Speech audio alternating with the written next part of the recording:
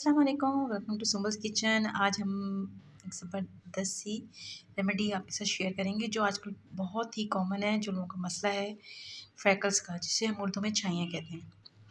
चेहरे पे दाने निकल आते हैं और बहुत ज़्यादा प्रॉब्लम्स होते हैं। जबकि लिए कि ये उनाब मेरे पास रखे हुए हैं, मैं आपको इसका क्लोज़अप दिखाती हूँ। इसको हम यूज़ इस तरह करेंगे, एक गिलास पानी ले लेंगे और 11 अदद दाने लेंगे जो हम पानी में शामिल कर लेंगे और उसको सुबह निहार मुँह इस्तेमाल करेंगे। ये मैंने 11 दाने जो इनको वॉश कर लिए हैं, इनको हम पानी में शामिल कर देंगे और फिर इसको हम सुबह निहार मुँह इस्तेमाल करेंगे। इसको आपने तकरीबन महीना यूज़ करके इसके रिज़ल्ट देखने हैं। ये मैंने दराज से ऑर्डर किया था, मुझे आसानी से मिल गया था।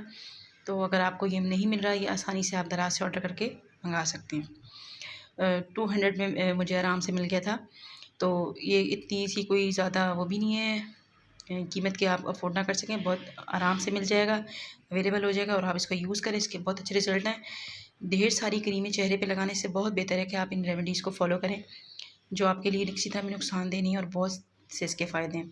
अगर आपको मेरी वीडियोज़ अच्छी लगती हैं पे लाइक करें, कमेंट करें, शेयर करें।